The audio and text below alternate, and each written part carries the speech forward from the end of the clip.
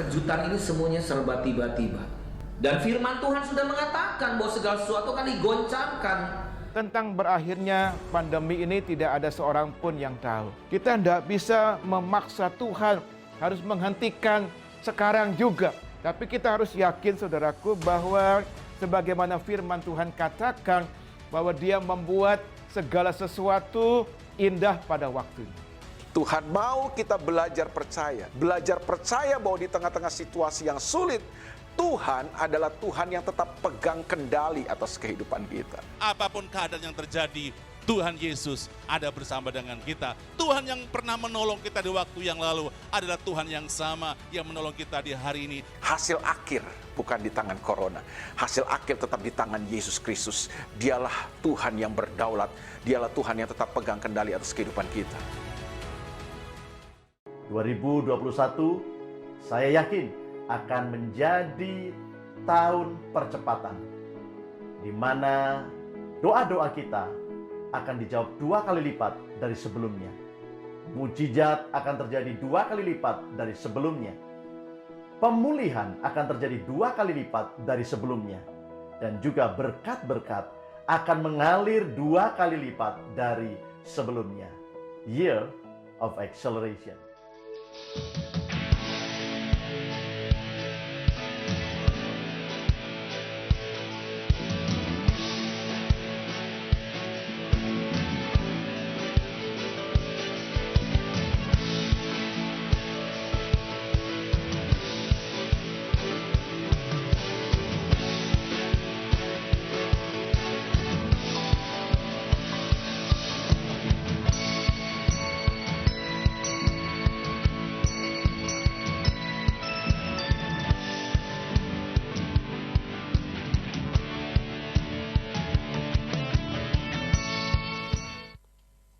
Puji Tuhan, baru ketiga kali bersuara.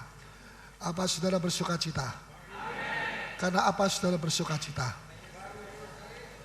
Oh, ada banyak perkara. Karena kita punya Alkitab. Kalau di RRT tidak boleh punya Alkitab. Jadi disobeki satu-satu halaman dibagi-bagi. Setelah itu nanti diganti lagi. 2-3 hari diganti lagi. Ya halaman berapa yang belum baca. Tapi justru karena itu mereka begitu antusias. Sekalipun tidak ikut ESC, ya. Nah, di situ kita melihat di mana ada penderitaan, di situ ada antusias.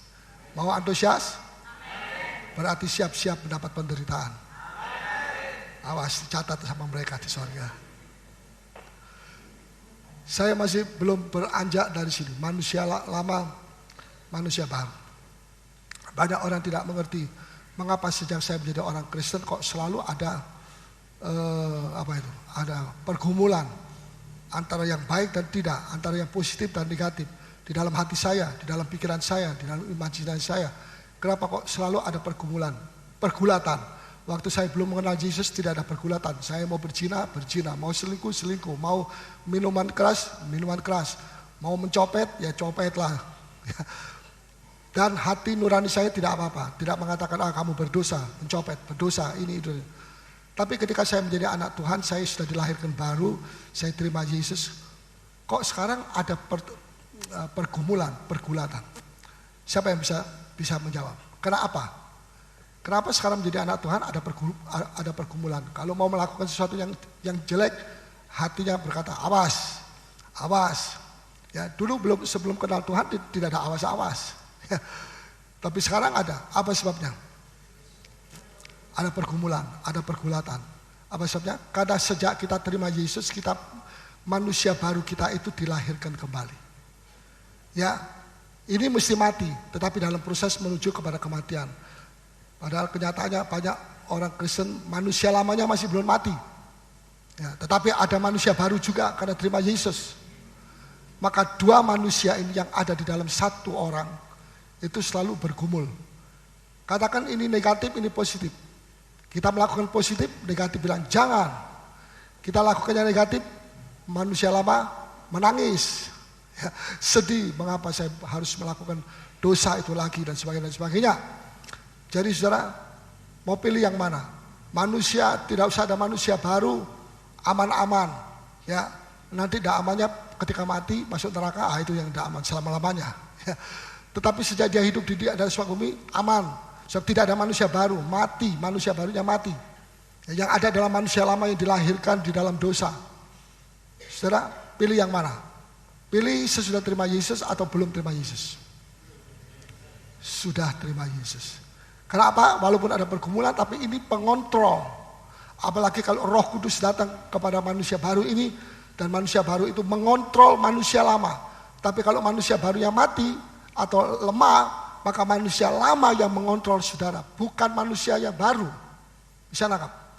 Makanya apa saja, lihat kalau orang sudah jauh dari Tuhan melakukan segala sesuatu yang apa saja yang tidak menurut firman Tuhan dia lakukan. Kenapa? Tidak ada kontrol. Kenapa? Manusia lama, manusia barunya mati. Tapi begitu dia bangkit dan manusia lama ini juga masih belum seluruhnya mati. Ini peperangan. Sehingga Rasul Paulus berkata, kamu melakukan sesuatu bukan karena menurut keinginan kamu, tapi kamu menurut keinginan kamu mendengar keinginan dari manusia yang lama, manusia kedagingan, bukan manusia yang baru, manusia yang sudah dibaharui. Ya, jadi saudara, saya mau lebih lanjut tentang manusia baru. Di dalam Yohanes 1 kita mau baca. Di dalam manusia baru itu ada kasih karunia. Ya, kalau saudara mau menerima kasih karunia, saudara harus membuka hati saudara. Sulit, tidak sulit. Ya, tetapi juga tidak apa katanya saja. Ya, sulit, tidak sulit, tetapi juga tidak, bukannya tidak sulit bagi daging kita. Ya, Yohanes 1 ayat 16 sampai dengan 17. Yesus datang membawa apa? Apakah Yesus datang membawa kesembuhan? Yesus datang ke dunia membawa hal-hal yang lain lagi? Silakan dibaca ayat 16, 17. Yohanes 1 ayat 16. Karena dari kepenuhannya kita semua telah menerima kasih karunia demi kasih karunia. Ya, jadi demi dari kepenuhannya. Siapanya itu? Yesus. Kita semua telah menerima kasih karunia demi kasih karunia. Mengapa kok dikatakan kita sudah menerima kasih karunia? Titik. Tapi kok kita sudah menerima kasih karunia demi kasih karunia, demi kasih karunia, demi dari satu kasih karunia kepada kasih karunia yang lain, begitu ya, cara gampangnya dari yang lain ke lain lagi, tapi itu semua adalah dari kasih karunia kepada kasih karunia. Tidak dikatakan kita berjalan dari satu kasih karunia kepada satu kutuk, nanti satu kasih karunia lagi kepada satu hukuman, wah berat, tidak, tapi dari satu kasih karunia kepada kasih karunia yang lain, Sebab hukum Taurat diberikan oleh Musa. Ya, jadi Musa datang membawa 10 hukum dari Allah, dia terima itu, ya, dan itu adalah hukum Taurat, ya, terus. Tetapi kasih karunia dan kebenaran ya, datang oleh Yesus Kristus. Tapi ketika Yesus datang ke dunia dia bawa apa? Hukum Taurat? Tidak, sudah dibawa oleh Musa. Tidak perlu lagi hukum Taurat diperdebatkan, ya, digenapkan di dalam Yesus. Tetapi dia datang ke dunia ini membawa kasih karunia. Katakan sama-sama, kasih karunia dan kebenaran datang oleh Yesus Kristus. Terus ayat 18. Tidak ada seorang pun yang pernah melihat Allah, tetapi anak tunggal Allah yang ada di pangkuan Bapa, dialah yang menyatakannya. Jadi Musa datang membawa hukum Taurat, Yesus datang membawa kasih karunia. Ya, saudara, apa tujuannya Tuhan Yesus memberikan kasih karunia kepada saudara? Apa tujuannya? Kita terima kasih karunia daripada Tuhan. Dan memang spesial dia datang ke dunia ini 2000 tahun yang lalu untuk membagikan, untuk memberikan kasih karunia kepada orang-orang yang mau menerima keselamatan. Ya, sudah dikatakan di sini, apa tujuannya? Tuhan memberikan anugerah atau kasih karunia. Tuhan memberikan kita kasih karunia supaya kita jadi kasih karunia. Tuhan memberikan kita anugerah supaya jadi anugerah bagi orang yang ada di sekitar kita. Bisa tangkap? Ya, sangat tidak relevan kalau kita diberikan kasih karunia, kita diberikan anugerah itu. Dan kita hidup sendiri, ya, begitu egois, anugerah itu untuk saya, tidak untuk istri saya, tidak untuk anak saya, biar anak saya tidak mengalami itu, tidak apa-apa, saya saja, itu egois. Itu orang diberkati tetapi tidak memberkati, tidak mau memberkati orang lain. Dan itu keluar daripada tujuan. Sebab tujuannya Tuhan supaya kita berjalan dari satu kasih karunia kepada kasih karunia. Ada dari satu orang kita bisa membagikan kasih karunia. Kepada orang lain kita juga setiap orang kita bisa mendatangi dia dan memberikan kasih karunia Tuhan kepada orang itu melalui mulut kita, pekerjaan kita, ya, perkataan kita dan sebagainya. Ya, jadi saudara, jelasnya Yusuf berada di mana saja selalu dia memberkati orang di sekitarnya. Kenapa? Karena di dalam Yusuf ada kasih karunia. Dan kasih karunia itu selalu memberkati orang-orang yang ada di sekeliling orang yang memiliki kasih karunia. Yusuf dijual, dibeli oleh Potifar. Di situ dia membagikan juga kasih karunia. Dia tidak membagi, hei saudara-saudara datang kemari. Dia khotbah, ini kasih karunia saya bagi-bagi untuk anda. Tanpa dia mengatakan itu dan mungkin tanpa dia merasa, dia sedang membagikan kasih karunia melalui perkataannya, melalui sholat tingkahnya, melalui keteladanannya, melalui kejujurannya. Pegawainya tidak ada satupun yang jujur Potifar, tapi ketika Yusuf datang, dia satu-satunya pegawai yang paling jujur, yang bisa dipercaya, yang meyakinkan majikannya. Sehingga dia diberikan kuasa untuk bisa mengatasi seluruh, menghandle semua bisnis rumah tangga dan sebagainya. Nah, apa sebabnya? Karena dia memberkati orang-orang yang ada di rumah Potifar.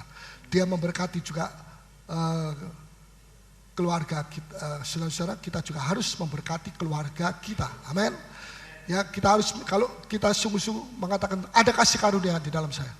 Apa buktinya? Kita bisa mengatakan kasih karunia 1000 kali, tapi kalau tidak ada buktinya, bukan jadi anugerah tapi jadi sandungan, ya itu namanya, ya yang kelihatan itu lebih jelas, lebih diterima oleh orang, lebih diyakini daripada ngomong 1000 kali saya menjadi anugerah, tapi tidak ada bukti. Bisa tangkap? Ya. Sudah bagaimana? Sulit? Enggak sulit. Caranya bagaimana? Berserah sama Tuhan. Hadapi setiap persoalan dengan kasih karunia Allah. Bukan dengan emosi. Emosi jauh dari itu. Ya. Demikian juga kehadiran saudara di dalam Komsel itu bisa menjadi berkat. Kehadiran gereja ini, gereja kita di tengah-tengah kota Makassar, bisa memberkati kota ini. Apa dampaknya untuk kota ini? Apa gunanya untuk kota ini? Apa berkat yang bisa kita bagikan kepada mereka? Ya, dan itu yang Tuhan mau. Tuhan membagikan kasih karunia supaya kita juga membagikan kepada orang lain. Jangan cuma Tuhan membagikan kasih karunia kepada si A dan si A makan sendiri, menikmati sendiri, puji Tuhan, haleluya, amin. Sebelahnya ada orang namanya C, mati kelaparan, biarin aja. Mati karena tidak ada anugerah, dibiarin aja. Saudara, itu bukan sifat daripada Yesus. Kalau kita mau menjadi memiliki karakter Kristus, kita harus belajar, ya, belajar. Nah, siapa yang mau menjadi anugerah bagi orang lain? Angkat tangan.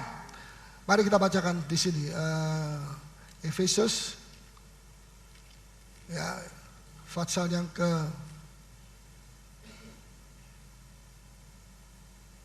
4 ayat 29. Ini ayat saya ulang-ulang saya bacakan, tetapi saya sering membaca lagi dan bersama-sama dengan saudara. Efesus 4 ayat 29. Janganlah ada perkataan kotor keluar dari mulutmu. Ya. Tetapi pakailah perkataan yang baik untuk membangun. Membangun. Saudara pikir dulu ini membangun atau tidak, ini meruntuhkan imannya atau tidak. Ini kalau saya ngomong gini, ini melemahkan orang yang dengar atau tidak. Kalau melemahkan, lebih baik saudara urungkan, jangan ngomong itu, sebab kita dipanggil bukan untuk melemahkan orang lain, kita dipanggil untuk memberkati orang lain. Dan itu adalah berkat daripada Abraham. Ya, bukan Tuhan bilang ini aku berikan kepada kamu, berkat Abraham aku berikan kepada ini, berkat bukan berkat biasa, ini berkat raja-raja, dan sampai mati engkau akan terus diberkati. Ya, untuk apa orang sudah mati mau diberkati? Tapi Tuhan tidak bilang begitu, Tuhan bilang aku berkati kamu. Dan berkatmu itu sampai melahirkan 7 kerajaan, 7 raja-raja. Ya, nanti bangsa-bangsa akan timbul dari selbimu dan mereka akan menjadi orang yang diberkati oleh sebab engkau, Abraham. Ini luar biasa, saudara. Ya, kita mesti berdoa supaya gereja kita diberkat, kota Makassar diberkati oleh karena keberadaan gereja Tuhan. Ya, bukan cuma bikin sesak jalanan. Ya, sudah terus.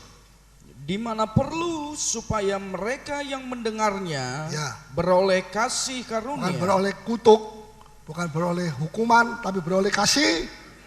Salah satu contoh hamba Tuhan kalau sudah jatuh khotbahnya itu ngutuki. Awas saudara, kalau saudara ngomong begini, awas saudara, diintimidasi. Ya.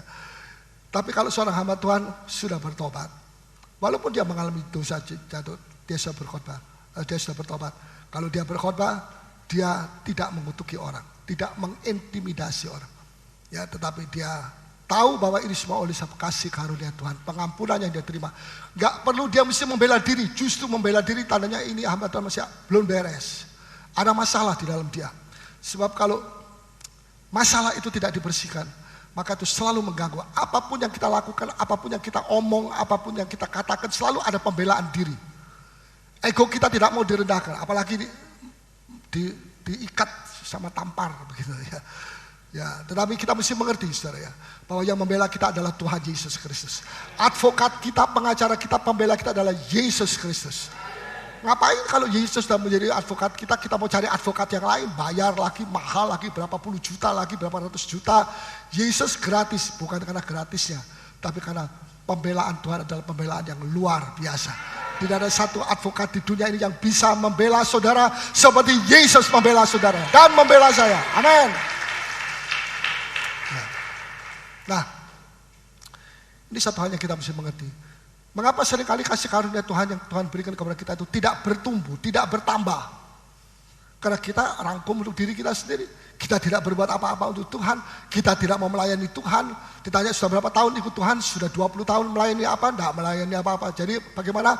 Datang, dengar firman, sedikit ngantuk dan selesai pulang, kasih kolektor dulu, jangan lupa.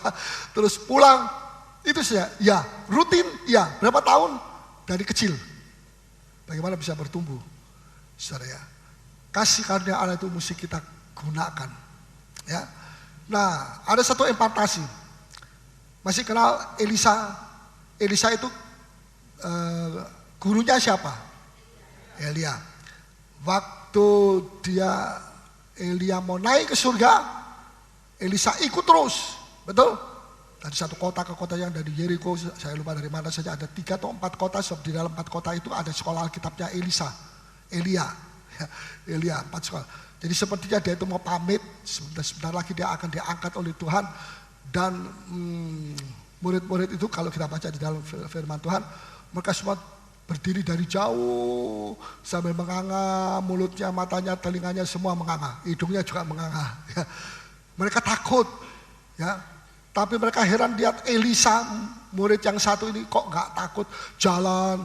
Elia pergi ke sini, ikut. Kamu nggak takut ya? Kalau nanti ada halilintar, dar. Elia diangkat, naik ke surga, selamat. Kamu hangus di sini. Oh tidak, saya tidak takut. Ya, luar biasa. Elia punya 150 murid di 3 sekolah Alkitab. Tapi tidak ada satu yang seperti Elisa. Semua ya oke, dekat hubungannya, tidak berusaha untuk menjadi roh keanakan untuk bisa mendapatkan sesuatu daripada dia, tidak berusaha mendapatkan sesuatu yang dahsyat, tidak. Hanya Elisa, mereka tidak mengerti kenapa Elisa itu kok mau ikut terus kemana Elia. Dia pada akhirnya nanti dia akan diangkat, ya kalau diangkat sama-sama dengan Elia. Kalau sampai di tengah-tengah terus jatuhkan lagi, mati konyol ya. Tapi Elisa tidak takut. Ini kalau orang ikut Tuhan Yesus dengan sungguh-sungguh, tidak takut intimidasi orang, tidak takut apa kata orang. Karena kita hidup bukan dari kata orang, kita hidup dari apa kata firman Allah. Beri tepuk tangan bagi Tuhan. Haleluya. Puji Tuhan. Ya, kasih karunia itu saudara pikir dinikmati oleh Yusuf dan dibagikan kepada orang-orang di rumah tangga Potifar. Tidak cuma Potifar, di penjara, ya. Dan ketika di Mesir, dia keluar dari penjara, dia menjadi tuan, dia menjadi perdana menteri Mesir. Luar biasa, dia memberkati, dia menyalurkan kasih karunia dalam bentuk gandum dan apa saja supaya manusia bisa hidup, tidak mati, kelaparan dan sebagainya. Dari kecil ke besar. Seringkali banyak pendeta-pendeta mau dari besar, dia merosot, kecil habis. Sudah kita mesti mulai dari kecil. Kita kerendahan hati itu tidak gembar-gembor. Saya rendah hati. Malah orang begitu tuh orang sombong. Saudara, Tuhan mau supaya kita tidak perlu mulut kita yang mengatakan. Biarkan orang lain lihat, kata Amsal, biarkan orang lain lihat teladannya kamu, melihat pembicaraannya kamu. Oh, sudah berubah orang ini. Dan orang lain yang mengatakan, sungguh Kristus ada di dalam dia. Amin. Ya, aminnya kurang. Kristus ada di dalam dia. Katakan kiri kanan, Kristus ada di dalam kamu. Kalau belum, buka hatimu dan matamu dan seterusnya. Nah, tetapi apa yang terjadi? Luar biasa. Elia tanya sama muridnya, dari 150 murid cuma satu yang seperti Elisa. Kamu minta apa sih? Kamu kok ikut aku terus sampai menyeberang sungai Yordan? Ya ikut juga. Nanti kamu pulangnya bagaimana? Ini air sebak, air penuh air, musim hujan. Tidak takut dia, tidak takut. Karena kasih Allah ada di dalam dia. Ya, dia tidak mengikut manusia, mengikut Yesus. Dan tidak ada satu masalah, tidak ada satu keadaan yang lebih rumit, yang lebih sulit untuk diatasi oleh Yesus. Semua lebih kecil, masalah-masalah lebih kecil dibanding Tuhan Yesus yang menyertai kita. Saudara, pada akhirnya bagaimana? Pada akhirnya Elisa bilang, ya, saya minta 2 bagian roh, 2 bagian mantel. Kalau orang zaman dulu dapat mantelnya guru, ya mantelnya guru, wah itu tandanya dia dipercayai oleh gurunya 100%, bahkan mungkin 1000%. Karena dia pakai mantelnya dari gurunya, ya. Tetapi saudara, apa yang terjadi? Dia dapat 2 kali lipat atau tidak? Dia dapat. Elisa mendapatkan 2 urapan dan kuasa 2 kali lipat, ya. Dan apa saudara suka mau diberkati? Dengan kasih karunia 2 kali lipat. Urapan 2 kali lipat. Kalau saudara diurapi 2 kali lipat itu tidak berarti wah mesti kembar-kembor. Ya khotbah sampai isi mau putus. Ya, kalau putus sungguhan tidak bisa khotbah. Ya. Bukan diukur dari suara keras. Perhatikan ini. Ya. Tapi diukur dari penyerahan diri saudara kepada dia. Saudara merasa tidak layak, merasa tidak bisa. Tapi justru pada saat saudara mengalami merasa tidak bisa, saat itu Roh Kudus datang 2 kali lipat memberikan kuasa, kemampuan kepada saudara. Ya, puji nama Tuhan. Nah, jadilah berkat. Salurkan berkat itu, salurkan kasih karunia itu kepada orang yang ada dekat saudara. Ya, saudara, apa yang terjadi?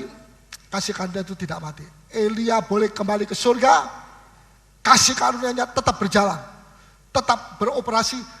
Di salah satu murid yang namanya Elisa, hampir mirip. Elia, tidak pakai S, Elisa. Ya. Kenapa? Apa karena namanya dia lebih mirip dengan gurunya daripada orang yang lain? Tidak. Tuhan tidak memperhatikan soal-soal yang seperti itu, tapi Tuhan memperhatikan hatinya orang ini lain dari yang lain. Ya. Orang lain bilang seperti Tuhan Yesus waktu dibangkitkan, ya banyak murid-murid terpecah 2, ada yang percaya, ada yang tidak. Tetapi saudara, kita percaya bahwa Yesus sudah bangkit. Amin. Dan kalau Yesus sudah bangkit, kita ini mendapatkan kasih karunia Tuhan dan hidup kita akan mengimpartasikan kepada Elisa. Saya percaya di sini ada Elisa. Tanyakan kepada dirimu, apakah aku Elisa? Kok kayak orang mau, apa saya ini Elisa? Tanya sama sendiri aja takut, apalagi kita tanya sama orang lain, lebih takut. Ya. Saudara, Tuhan lebih baik. Ya. Impartasi itu artinya guru itu pergi, tapi kuasanya tetap ada di tengah-tengah. Ya. Hamba Tuhan itu pergi, mati atau meninggal dunia, tapi kuasanya masih tetap ada. Mantelnya ada di tengah-tengah kita. Urapannya ada di sini, dahsyat. Ya, itu namanya impartasi. Dan itu terjadi dengan siapa? Dengan Elisa. Elisa tidak perlu gembar-gembor, oh saya ini muridnya Elia, saya ini yang mendapat warisan. Ya, ada seorang hamba Tuhan mau meninggal, sibuk dengan warisan apa? Warisan pengajarannya dia. Pengajarannya dia. It's okay, tidak salah. Tapi kita mau lebih daripada itu. Ya. Jadi Elisa meneruskan mantelnya. Tidak perlu dia gembar-gembor, tapi dia mau bukti saja. Itu mantelnya yang jatuh, ya di atas. Elia jatuh, mantelnya diambil oleh Elisa. Kemudian dia pulang, mesti menghadapi sungai Yordan lagi, yang sebak airnya. Nah, dia sedang mentes apa betul mantel ini mantel yang urapan, mantel urapan atau mantel-mantelan. So, dia mau tahu apakah ini ada kuasa atau tidak ada kuasa seperti mantelnya orang lain, si A, si B, si C, si Z. Ya cuma sekedar jahitan, kain, atau seperti yang saya bawain. Ya. Setelah kemudian dia menghadapi Sungai Yordan, dia pukul. Dan Sungai Yordan itu pecah menjadi dua. Ya. Terjadi kering, ya, dan dia bisa jalan melampaui situ. Urapan double porsi ada pada Elisa. Kok diam semua ya? Urapan 3 porsi ada pada Elisa. Amin. Anda berapa? Berapa porsi? Jangan minder ya. Tuhan kan tahu saya ini orang sederhana.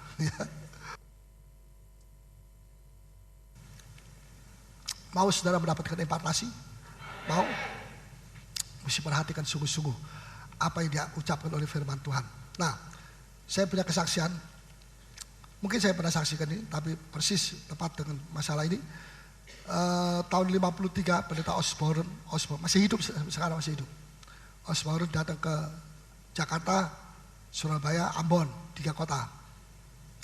Dan waktu dia membuat kampanye di Jakarta, di Surabaya, yang menyopir dia itu namanya pendeta Bolang dari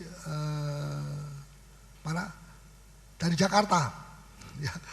Apa yang terjadi? Begitu Osborne pulang, bukan mantelnya, topinya jatuh atas dia. Tiba-tiba dia membuat, dia bikin kebaktian, tiba-tiba orang-orang sembuh. Wah, apa ini? Ya, saya tidak pernah minta sama Osborne, sampai orang bilang Os Bolang. Pokoknya ada osnya. Ya. Dia mau jadi supirnya Osborne selama beberapa waktu. Ya, yang lain tidak mau. Yang ini. Justru yang jadi supirnya ini dilimpahi oleh Tuhan kasih karunia yang dahsyat. So, memang orang begitu itu tidak banyak. Dari antara 1.000, 2.000, 10.000, 1 orang, 2 orang. Tapi siapa yang Tuhan memberikan kasih karunia, itulah orang yang dipilih oleh Allah. Ya. Terimalah kasih karunia Tuhan ini, luar biasa. Ya. Satu lagi pendeta Masbah, ini sudah meninggal dunia. Dia pendeta di Belanda. Ya, saya melihat dia punya gedung besar. Tapi, nah pada waktu Osborne bikin kampanye di situ, pulangnya dia menjadi supirnya Masbah ini. Pulang ke Amerika, Masbah kejatuhan topinya. Dalam arti topi adalah urapan, impartasi, kuasa, persis seperti Osborne ya. Luar biasa. Belanda gempar. Orang-orang Belanda bilang, apa ini? Saya tahu orang Belanda itu suka ngomong ya, mencepes terus, ngomong terus. Wah, dia bilang, bagaimana bisa terjadi? Gak usah tanya bagaimana. Kenyataannya kuasa Allah ada di sini. Kuasa Allah tidak menjadi milik 1-2 orang. Kuasa Allah untuk semua yang percaya. Dan kalau saudara percaya, saudara juga bisa menerima kuasa kesembuhan. Kuasa yang luar biasa. Haleluya. Siapa yang mau jadi Osbolang? Tidak. Awas kamu kalau tidak habis sungguh-sungguh nanti. Ya. Satu lagi impartasi. Saya bicara soal impartasi ya. Jadi kadang-kadang ada hamba Tuhan yang mengimpartasikan secara sadar atau tidak sadar. Pada waktu dia melayani di satu kota dan selesai dia pulang, dia tidak rasa apa-apa. Tapi ada 1-2 orang hamba Tuhan yang dapat impartasi. Pelayanan persis seperti dia atau 90% mirip dia. Tapi bukan yang kita targetkan. Nanti kalau dia pulang negerinya saya mau jadi seperti dia. Malah gak jadi-jadi. Sebab ini bukan pengangkatan oleh diri kita, tapi pengangkatan oleh Roh Kudus yang mengangkat saudara. Jadi satu alat untuk memberkati di mana dunia berada di tengah-tengah saudara. Amin. Haleluya. Orang yang kedua ini adalah Daud. Dia mengimpartasikan sesuatu. Apa yang dia impartasikan? Dia didik anak-anak buahnya dan berhasil, tidak banyak, 3-4 orang atau 3 orang. Nah, apa yang dia lakukan? 3 orang ini bisa mengalahkan raksasa masih family dengan Goliat almarhum.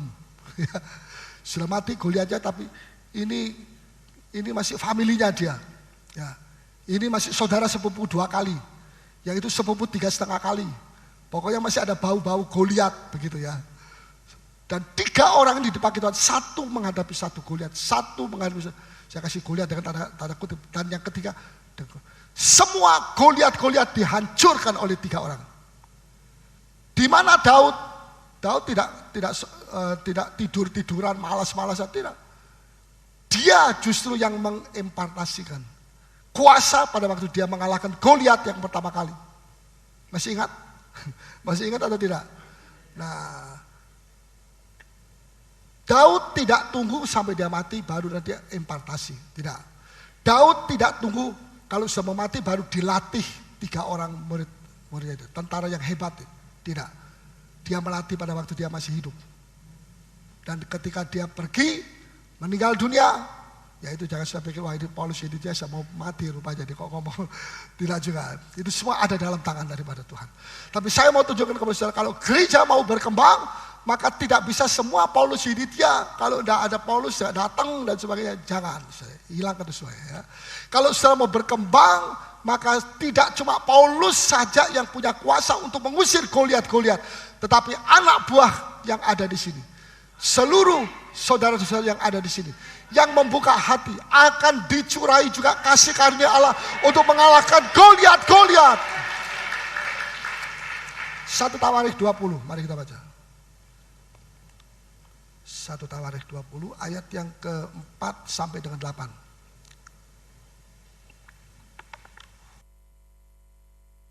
Satu Tawarikh 20. Sudah? Ya. 1 Tawarikh 20 ayat 4. Sesudah itu timbullah pertempuran melawan orang Filistin di Geser. Pada waktu itu Sibhai orang Husa. Sibhai, ya kalau punya anak kasih nama Sibhai. Bukan Sib, tapi Sibhai. Ya terus memukul kala Sipai. Sipai melawan Sipai. Ya bagus ini. Supaya tidak saya lupa. Kalau punya anak ada pertama Sibhai, ada kedua Sipai. Ya terus seorang dari keturunan raksasa. Dengan raksasanya sudah bulu kuduk naik, rambut naik, tidak usah naik, tetap taat saja. Ya terus. Dan mereka ditundukkan. Ya. Maka terjadilah lagi pertempuran melawan orang Filistin. Ya, babak kedua. Terus lalu Elhanan bin Yair menewaskan Lahmi, saudara Goliat. Laki-laki saudara Goliat lagi. Jadi Goliatnya sudah mati tapi saudaranya masih banyak. Iblis itu ya sepupu sekali, 2 kali itu masih banyak. Kita harus bertempur karena selama iblis masih ada, itulah kesempatan kita untuk bertempur, mengalahkan dia. Yang sudah dikalahkan oleh Yesus 2000 tahun yang lalu. Ya, terus orang Gad itu yang gagang tombaknya seperti pesa tukang tenun. Ya, sudah 2 orang yang dilatih oleh Daud untuk menghabisi Goliat. Ya, percobaan-percobaan yang sebesar sekali bayar Goliat, kesulitan halangan yang sebesar Goliat. Ya, ayat 6. Lalu terjadilah lagi pertempuran di Gad. Ya. Dan di sana ada seorang yang tinggi perawakannya. Ya itu namanya yang lain. Tangannya dan kakinya masing-masing berjari 6. Jari siapa di sini yang jarinya 6 coba? Saya 5. Ya, terus 24 seluruhnya. Ini enggak macam-macam, enggak main-main, ini betul-betulan Saudara ya. Raksasa. Ya, yang 24 seluruh berjari 6. Terus juga orang ini termasuk keturunan raksasa. Juga keturunan raksasa. Apakah harus Daud yang mengalahkan? Tidak. Siapa yang mengalahkan? Mari kita baca terus ayat 7. Ia mengolok-olok orang Israel. Ya. Maka Yonatan anak Simea kakak Daud menewaskannya. Menewaskannya. Siapa yang menewaskan? Daud? Tidak. Siapa? Simea. Ya. Di mana itu? Yonatan. Ya, Yonatan. Nah, kalau mau punya anak, kasih Yonatan bagus. Panggil Jo. Ya. Yang mengolok-olok orang Israel. Terus ayat 7. Orang-orang ini termasuk keturunan raksasa di Gad Ya. Mereka tewas oleh tangan Daud dan oleh tangan orang-orangnya. Ya. Orang-orang ini termasuk keturunan raksasa di Gad, semua famili raksasa semua. Mereka tewas oleh tangan Daud dan oleh tangan orang-orangnya. Nah, di sini Daud masih campur lah. Ya, tetapi kita lihat ayat sebelumnya, bukan Daud yang mengalahkan. Anak buahnya Daud, bagaimana bisa jadi? Karena mereka melayani. Bagaimana mereka bisa melayani? Karena mereka dilatih. Katakan dilatih. Jadi kalau saudara mau melayani Tuhan, perlu dilatih. Supaya jangan melayani Tuhan nanti keliru ke sini, ke sana, dan sebagainya, pikirannya kacau dan sebagainya. Kita mesti tahu siapa yang kita layani. Yesus Kristus itu, Bapa surgawi itu, siapa dia yang patut kita layani. Puji Tuhan. Ini berarti kasih karunia yang Allah berikan kepada Daud untuk bisa mengalahkan Goliat, itu tidak disimpan sendiri oleh Daud berpuluh-puluh tahun. Tapi dia ajarkan, dia impartasikan, yang lebih penting, impartasikan, jangan cuma diajarkan tapi sampai di otak. Diimpartasikan itu adalah kuasa. Kuasa di mana kita bisa mengalirkan kuasa itu kepada siapa saja yang lapar dan haus akan kebenaran firman Allah. Nah, siapa yang lapar, dia akan terima nomor 1. Dan tidak perlu lagi mesti Daud. Tidak perlu lagi Paulus Yedidia. Tapi saudara-saudara juga bisa. Saudara juga bisa mengatakan kepada gunung-gunung masalah, hei gunung masalah, kamu tercampaklah dalam nama Yesus. Dan dia akan tercampak. Tidak perlu mesti panggil Paulus dulu, Om Paulus ayo sini. Berkhotbah sekarang dalam nama Yesus. Tidak perlu. Ya, setelah dia toki-toki orang Kristen habis. Tetapi saudara sendiri bisa. Amin. Jangan selalu mengatakan tidak bisa, saya tidak bisa, saya tidak bisa. Maka jadilah seperti Anda mengatakan tidak bisa. Saya tidak bisa bawa jiwa baru. Belum dicoba kok sudah bilang tidak bisa. Mesti coba dulu. 1 kali gagal, terus. 2 kali gagal, terus. 3 kali gagal. Aduh, saya frustrasi, sudah cukup 3 kali. Sebenarnya yang betulnya yang frustrasi itu siapa? Bukan saudara, iblis yang frustrasi. Sebab ada orang bilang begini, ketika dia masuk di dalam gereja pertama kali, dia perkenalkan saya, ini yang bawa saya ini orang keempat, kelima untuk pergi ke gereja ini. Ya, dia bersaksi gini, dia mengalami ini. 4, 5. Jadi saudara, orang pertama kalau cara manusia kita bisa kecewa. Kamu kok tidak mau ikut sama saya? Orang kedua juga tidak mau diikuti, kecewa. Ketiga kecewa. Keempat, nah ini orang keempat yang bisa membawa karunia-Nya Tuhan jatuh atas orang itu. Tidak ada masalah, tidak ada masalah. Bukan aku, Paulus, bukan aku, siapa? Si A yang membawa jiwa baru. Aku pertama kali ajak, tapi kedua, 3 kali aku sudah ketemu lagi. Pertama kali kamu bicara itu ada upahnya sudah, walaupun orangnya belum mau. Dia kan bisa mengerti? Bisa mengerti. Wah, yang dapat upah itu cuma orang yang bisa bawa jiwa baru kalau begitu di sorga. Tidak, saudara. Orang yang keempat bisa bawa. Tapi tentu ada orang ketiga, tentu ada orang kedua, betul? Tentu ada orang pertama. Semua itu juga akan mendapat upah dari sorga. Apa sebabnya? Karena saudara juga bersaksi. Tidak ada alasan, ayat firman Tuhan tidak pernah mengatakan, kalau kamu bersaksi, kamu akan dapat jiwa dan baru upahmu. Oh, tidak semua begitu, saudara. Ya. Ketika saya mulai mengalami kebangunan rohani di sini beberapa tahun yang lalu, saya melihat ada banyak teologi saya nggak terpakai.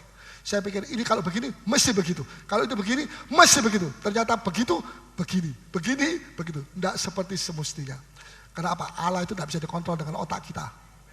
Ya, Allah itu luar biasa, luar biasa. Ya, saudara, Tuhan begitu baik sekali. Amin. Nah, jadi bukan cuma Daud yang bisa mengalahkan, tapi dia punya anak buah. Bagaimana bisa anak buahnya dia? Karena dia latih. Ya, makanya ada banyak pelatihan sekarang. Ya, tidak terlalu banyak pelatihan PMK. Ya, kalau sudah 2 bulan, 4 bulan masuk di Komsel, ya dan sebagainya. Sebab Tuhan mau supaya kita itu tidak diam-diam. Coba kita baca di dalam Efesus 2 ayat 7. Efesus 2 ayat 7.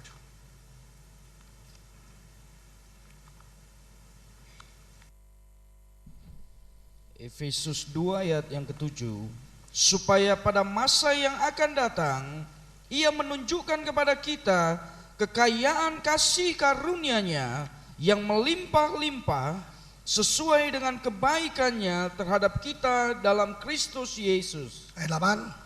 Sebab karena kasih karunia kamu diselamatkan oleh iman. Ya, oleh kasih karunia kamu diselamatkan oleh iman. Terus? Itu bukan hasil usahamu. Ya, tapi itu adalah kasih karunia. Saya mau tanya, bedanya apa kasih karunia dengan? Kalau orang sudah janji kerja 1 bulan akan dapat 1 juta misalnya, dan dia dapat 1 juta, itu upah. Itu bukan karunia, bukan kasih karunia, bukan kebaikan si majikan. Itu sudah komitmen. Sebelum kerja, saya dapat gaji berapa? 1 juta, oke. 31 hari kerja, oke silakan. 31 tanggal 31 dia dikasih 1 juta. Itu hasil apa? Kasih karunia, damai sejahtera, tidak apa? Nah itu upah. Karena aku kerja sih, aku kerja keringatku ini dan sebagainya ini.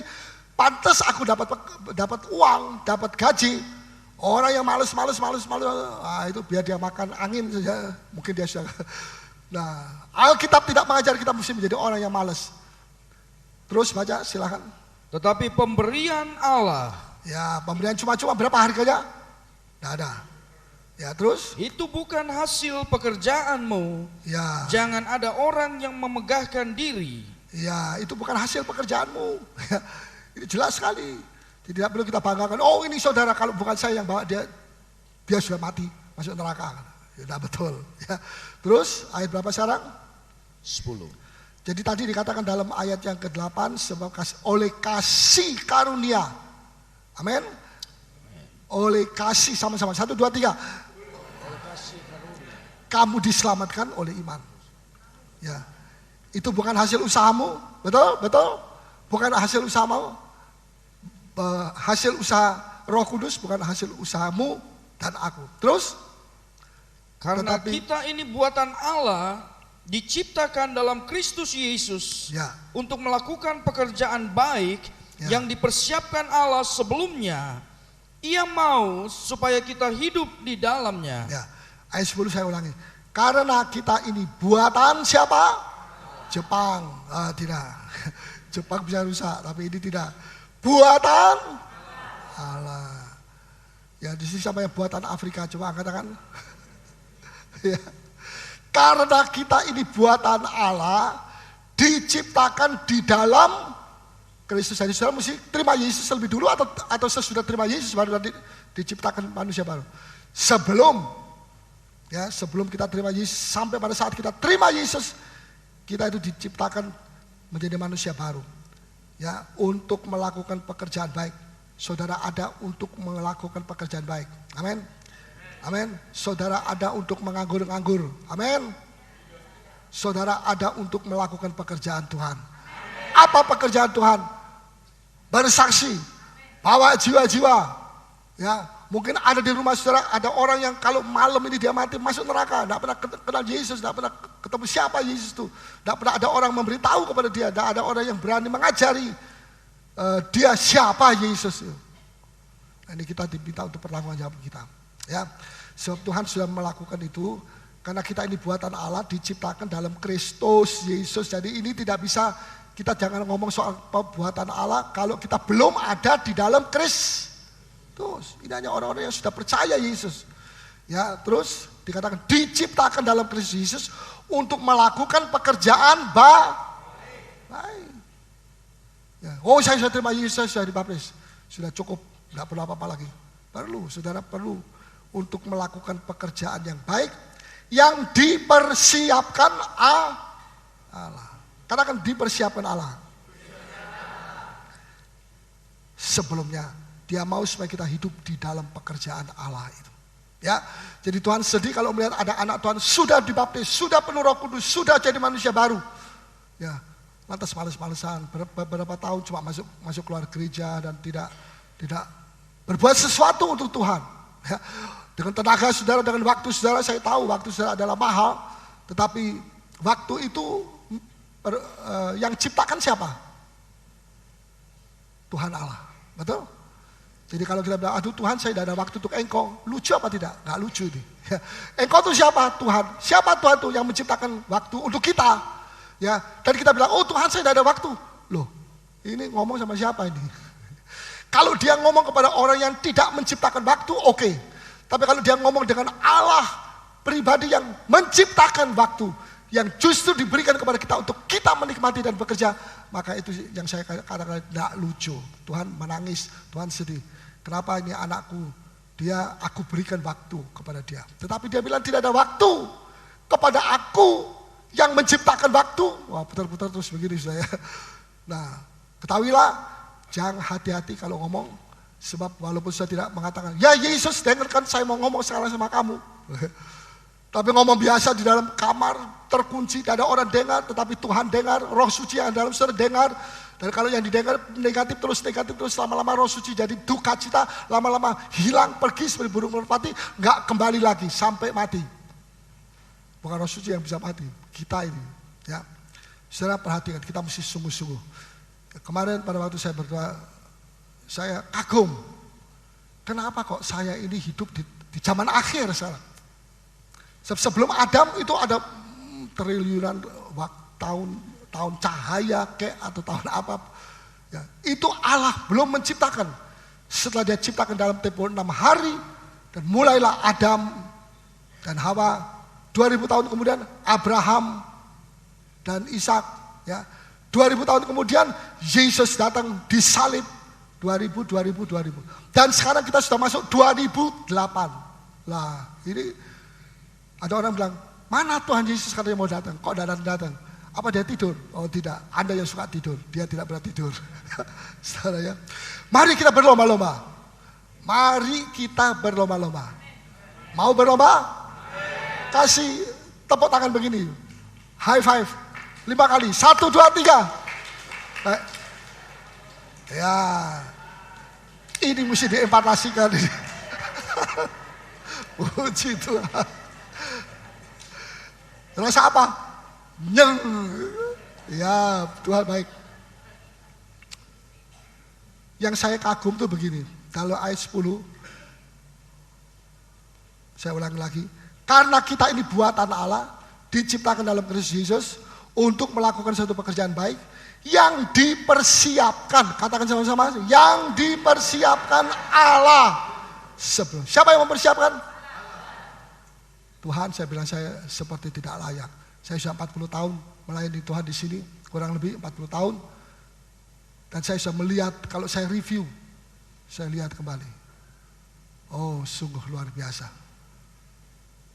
Sampai saya bilang, loh, Tuhan bilang, pekerjaanmu ini tidak akan ada, Paulus, kalau tidak kupersiapkan untuk kamu. Kapan Tuhan persiapkan? Sebelum dunia diciptakan. Siapa saya? Kalau saya persiapkan pekerjaan untuk Allah kerja, oke, masuk akal sedikit ya, tapi tidak banyak. Tapi kalau saya mau kerja di tempat sesuatu yang Tuhan sudah tentukan, dan Tuhan sebelum diciptakan bumi, Tuhan sudah Tuhan sendiri, bukan malaikat, mempersiapkan pekerjaan yang sekarang sudah hampir 40 tahun saya lain. Ini luar biasa, luar biasa.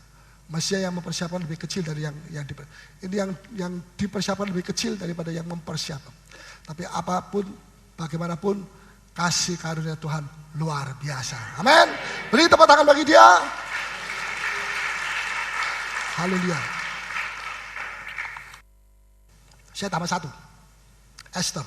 Siapa yang tidak kenal Esther? Coba angkat tangan. Wah, bukan Esther yang dulu. Sudah mati. Haleluya. Siapa tahu istrinya namanya Esther. Ya, Mama Esther, Mami Esther. Ya, oke lah sudah. Saya tidak lama di situ. Esther ini kenal ya? Kenal? Sepupu 2 kali. Ada 2 stadium yang dia mesti dia jalani. Yang pertama, dipilih. Ini onlogis, tidak masuk akal. Seorang anak gadis bangsa Yahudi yang kalah dalam peperangan saat itu, dan yang menang adalah Raja Ahasveros. Lantas semua orang-orang yang bagus-bagus, yang baik-baik diboyong pergi ke Babel, ya tempatnya Saddam Hussein situ. Dan kemudian persis terjadi kontes, bukan Indonesian Idol, bukan itu. Saya heran, anak Tuhan hari Minggu, wah sampai hampir pukul kepala juga. Hari Senin nyanyi Indonesian Idol. I'm an idol from Indonesia, from ujung Makassar, ujung Padang. Saya heran kok begitu cepat sekali ya bisa berubah ya manusia.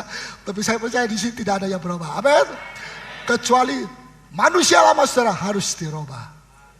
Ya, puji Tuhan. Nah, singkat cerita, Esther dipilih, dapat kasih karunia daripada raja. Ya, sebelum itu gadis-gadis begitu banyak, berapa ribu gadis-gadis dari mana-mana. Bayangkan karena dia perang menang, jadi dia bisa berbuat apa saja, kerja-kerja yang dikalahkan oleh dia. Nah, singkat cerita, Esther termasuk nominasi. Ya, Babel Idol, tapi idolnya dicoret. Ya. Nah, setiap malam ada seorang gadis ketemu dengan raja. Gilirannya Esther tuh orangnya sederhana, tidak neko-neko. Buktinya apa? Saudara boleh baca di rumah, Esther pasal 1, 2, 3. Dia dipersiapkan 6 bulan untuk lulut sari ayu, lulut. Dan lulur. Soalnya saya tidak pernah dilulut. Puji Tuhan. Haleluya. Puji Tuhan. Saudara, justru dilulut jadi jelek.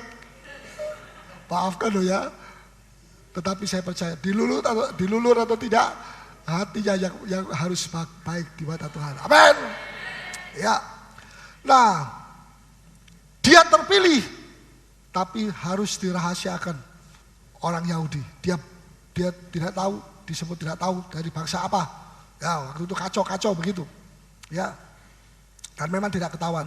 Pada waktu raja lihat dia, jatuhlah kasih karunia kepada dia. Dia ambil top mahkota yang tadinya dipakai oleh istri yang dicerai itu siapa namanya? Wasti.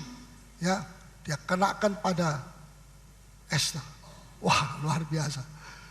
Mulai saat itu dia jadi permaisuri raja. Satu waktu ada komplotan, Haman yang menjadi kepala komplotan berusaha untuk mencekik atau membunuh semua orang Yahudi yang ada tinggal di Babel sana. Semua harus dimusnahkan. Wah, kejam sekali. Mordekai, ipar daripada Esther, ipar atau ya sepupu, tidak tahu. Dia tulis surat kepada Esther. Esther tidak bisa sembarangan didatangi. Dia ada di dalam mahligai, dalam istana raja. Ya, Esther ada satu komplotan dalam tulisan.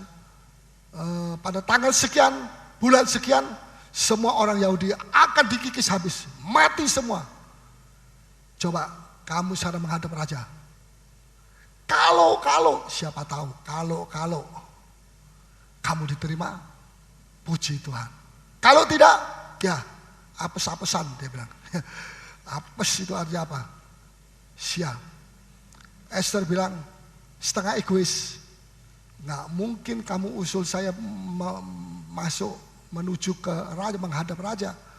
Sebab raja itu punya banyak peraturan, istri-istrinya juga diaturin, nggak boleh sembarangan. Kalau semua istri-istri dan selir-selir dan apa saja semua bisa menghadap sewaktu-waktu kepada raja, wah rajanya kacau, nggak ngurusin negara, ngurusin permaisuri-permaisurinya, istri-istrinya. Ya. Jadi ada peraturan dalam tempo 30 hari, kalau tidak dipanggil jangan menghadap. Kalau berani menghadap tidak disuruh tapi berani menghadap, potong leher, atau kalau raja berkasihan, oke, ada tongkat emas, raja ulurkan. Ya, si permaisuri putrinya itu dia sendeku, ya, berlutut, dan dia harus memegang ujungnya itu emas, ya, dicium, berarti dia hidup. Kalau enggak, raja lihat siapa itu berani-berani pagi-pagi jam 6:30 sudah menghadap raja, minta duit lagi. Wah, sudah langsung toki mati semua. Nah, Esther bilang menghadap raja siapa? Ya rajamu itu, suamimu itu. kata si, gak bisa. Nah, itu. Omongannya iblis ya, gak bisa. Kenapa gak bisa? 30 tahun. Belum sampai 30 tahun. Sekian, dalam waktu sekian hari atau tahun, kalau aku tidak dipanggil, permaisuri selir gundik-gundiknya tidak dipanggil, tidak boleh menghadap. Kecuali kalau raja lihat kasihan, ya apa yang kamu mau. Tapi kalau raja lagi kesal dan sebagainya, toki-toki, tak, mati sudah. Jam sekali. Ya, saudara. Iparnya tadi siapa namanya? Mordekai. Hampir saya bilang merdeka. Mordekai bilang begini, Esther, jangan kamu pikir bahwa kamu tuh kedudukanmu bisa tinggi. Ya tinggal di bukan asrama, dia tinggal di Balikai. Ya, wah kamu cantik, tidak ada orang yang cantik seperti kamu. Ya, wah macam-macam. Kamu jangan merasa bahwa itu sudah cukup. Itu cuma bonus. Masih ada satu lagi, yaitu itu baru setengah rencana dari Bapak surga. Masih ada setengahnya lagi. Setengah yang pertama tadi apa? Dipilih jadi permaisuri supaya bisa gampang ketemu raja, sampaikan unek-unek kesulitan kami, bangsa Yahudi dikejar-kejar, dibunuh di mana-mana, dijarah dan sebagainya. Sesuai itu dia bisa langsung datang kepada raja. Nah, itu baru setengah rencana Allah. Tapi rencana Allah yang full, yaitu ketika dia diperhadapkan dengan krisis yang saya ucapkan tadi. Nah, itu pada saat dia mau dipakai oleh Tuhan untuk menyelamatkan seluruh bangsanya, bangsa Yahudi di Babel. Nah, di situ saudara, dia bilang, aku tidak bisa. Mordekai bilang ini, Esther, oke, kamu bilang tidak bisa. Oke, ada banyak peraturan, hukum-hukum. Oke. Tapi jangan kamu kira bahwa Tuhan tidak bisa pakai orang luar untuk menyelamatkan umat Tuhan orang Yahudi. Pertama, kamu lebih dulu diberi kesempatan. Silakan, kamu mau atau tidak? Ya, kamu menghadap raja, minta ampun, dan dibebaskan orang Yahudi daripada pemukulan dan penjarahan dan sebagainya. Kalau tidak, kamu tetap tidak mau, nanti akan ada orang lain datang untuk menolong kita. Tapi kamu mati bersama-sama dengan orang-orang yang jahat. Wah, ketakutan. Mordekai bilang, justru kamu dipilih jadi permaisuri itu untuk menghadapi saat krisis sekarang ini. Bisa nangkap? Bisa? Kalau bisa saya tidak usah ulangi. Kamu diangkat jadi putri, jadi permaisuri bukan cuma untuk duduk-duduk, ongkang-ongkang, minum kopi, dan sebagainya. Minta kacang datang. Kalau cuma untuk itu saja kamu dipilih jadi permaisuri, alangkah hinanya itu. Tapi Tuhan mau memakai kamu, terserah kamu mau atau tidak. Tuhan mau pakai kepada kita. Kita mau atau tidak. Ya, jangan kita bilang, oh terima kasih Tuhan, saya sudah diberkati, ini, itu, dan sebagainya. Terima kasih Tuhan. Itu baru separuh rencana, itu baru bonus. Tujuan hidupnya bukan itu. Bisa mengerti? Wah, tadi saya naik sepeda, sekarang naik